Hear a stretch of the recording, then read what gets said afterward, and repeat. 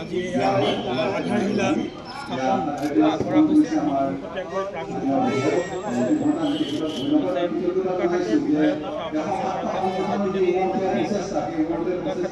কেইগৰাকী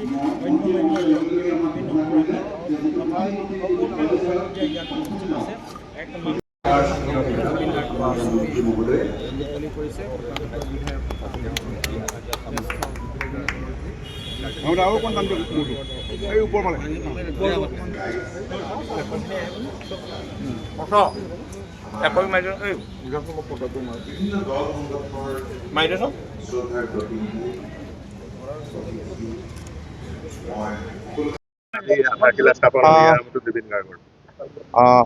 হয়, 19 ছেপ্টেম্বৰ তাৰিখে 2025 অকালতে জুবিন গাৰ্গ আমাৰ মাজৰ পৰা সংগীতৰ ৰাজপুত্ৰগৰাকী হেৰাই গ'ল। মৃত্যুত সমগ্ৰ অসমবাসী মৰ্মাহত হ'ল, দেশবাসীও মৰ্মাহত হ'ল। কাৰণ এগৰাকী ব্যক্তি জনসাধাৰণৰ হৃদয়ত নাথাকিলে অন্তিম যাত্ৰাত এনেকুৱা নহয়, বা ৰাজ্যখনত এক যি পৰিৱেশ সৃষ্টি হ'ল এনেকুৱা পৰিৱেশ কেতিয়াও নহ'ল। বোকাখাতৰ বিভিন্ন দল সংগঠন লগ লাগি ইয়াত ৰাজহুৱা ছাত্ৰ অনুষ্ঠিত কৰিলে, আমি সহযোগিতা কৰিলোঁ আৰু সেই অনুষ্ঠানতে আমাক ক'লে যে জুবিন গাৰ্গৰ স্মৃতি যুগমীয়া কৰিবৰ কাৰণে আমি এটা প্ৰতিমূৰ্তি নিৰ্মাণ কৰিব লাগে। সেইমতেই আমি আগবাঢ়িলোঁ আৰু আমাক সহযোগিতা কৰাৰ কথা ক'লে আৰু আমি সহযোগিতা আগবঢ়ালোঁ। আৰু ইয়াত সেইবাবে আজি 9 তাৰিখ মাৰ্চ আমি আধাৰশিলা স্থাপন কৰিছোঁ। বোকাখাত নাট্য মন্দিৰেও উদ্যোগ লৈছে, নাট্য মন্দিৰৰ প্ৰাংগণতে এইটো হৈছে আৰু প্ৰতিমূৰ্তি নিৰ্মাণ কৰিবৰ কাৰণে এখন বিভিন্ন দল সংগঠন আৰু স্থানীয় ৰাইজক লৈ পেলাই এখন কমিটি কৰি দিছোঁ। সকলোৱে মিলি এটা ভাল ইয়াত প্ৰতিমূৰ্তি আমি নিৰ্মাণ কৰিছোঁ। যিহেতু 7 মাহ হ'ল জুবিন গাৰ্গ নাইকিয়া হোৱা, চাওক এনেকুৱা যেতিয়া ঘটনা পৰিঘটনা হয়, আপোনালোকে জানে যে যথেষ্ট সময়ৰ প্ৰয়োজন হয়, কিন্তু SIT গঠন কৰিলে ইমান ফাষ্ট কামখিনি কৰি দিলে।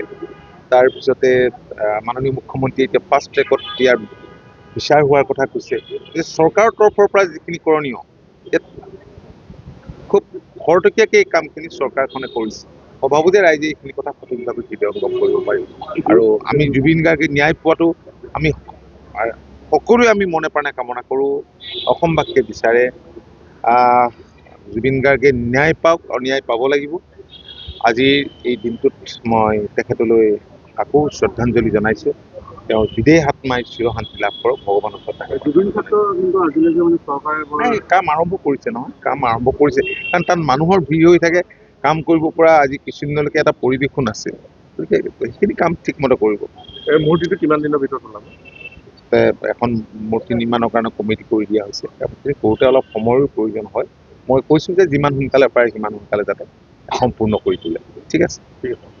জুবিন গাৰ্গ যি পৰলোক হ'ল আকস্মিকভাৱে, তাৰপিছতে যি আদ্যশ্ৰাদ্ধ হৈছিল, আদ্যশ্ৰাদ্ধৰ লগত সংগতি ৰাখি বোকাখাতৰ 107টা সংগঠনে সমূহীয়াভাৱে আদ্যশ্ৰাদ্ধৰ লগত সংগতি ৰাখি আমি স্মৃতিচাৰণ অনুষ্ঠানৰ আয়োজন কৰিছিলোঁ বোকাখাত খেলপথাৰৰ সন্মুখত। অতি সুন্দৰভাৱে সেই অনুষ্ঠান অনুষ্ঠিত হৈ যায়। আৰু তাতে এটা সিদ্ধান্ত কৰা হৈছিল যে এটা আৱক্ষ মূৰ্তি, বিশেষকৈ প্ৰতিমূৰ্তি, পূৰ্ণাংগ প্ৰতিমূৰ্তি আমি স্থাপন কৰিব লাগে। তাৰ কাৰণে স্থান নিৰ্বাচনৰ কাৰণেও দায়িত্ব দিয়া হৈছিল বিভিন্নজনক।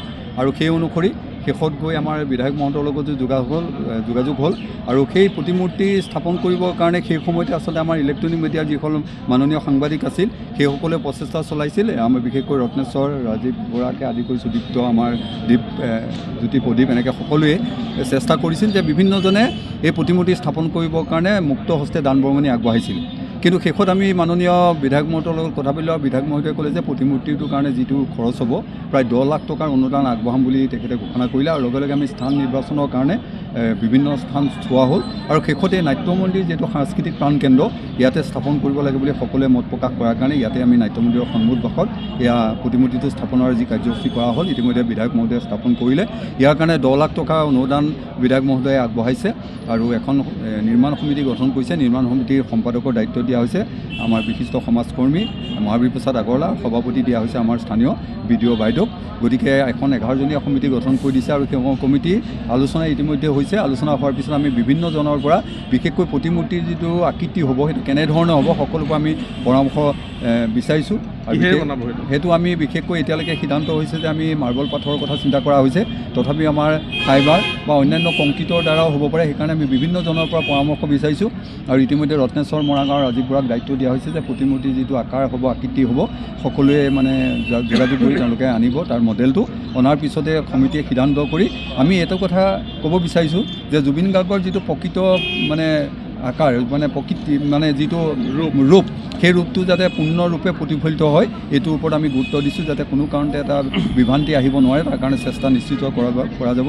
গতিকে মই সকলোকে ধন্যবাদ জনাইছোঁ যে সাংবাদিক বন্ধুসকলে বিশেষকৈ ইয়াৰ উদ্যোগ লৈছিল আৰু আজি পূৰ্ণৰূপ পাইছে সেইটো। গতিকে খুব সোনকালে যিমান সোনকালে পৰা যায় এইটো সুন্দৰভাৱে নিৰ্মাণ কৰিবৰ কাৰণে চেষ্টা কৰা হ'ব। আৰু আমি ভাবিছোঁ যে যিহেতু নাট্য মন্দিৰো আপোনালোকে মন কৰিছে যে যি আধুনিকৰণৰ কাম চলি আছে, 1.5-2 মাহৰ ভিতৰত এই কাম সম্পূৰ্ণ হ'ব। সম্পূৰ্ণ হোৱাৰ লগে লগে আমি পাৰিলে প্ৰতিমূৰ্তিটো একে সময়তে শুভ উদ্বোধন কৰিবৰ কাৰণে আমি ব্যৱস্থা কৰিম। গতিকে এইখিনিয়ে আজিৰ তাৰিখৰ মানে ক'বলগীয়া কথা আৰু ইয়াত আমি সকলোৰে পৰামৰ্শ কামনা কৰিছোঁ। ঠিক আছে।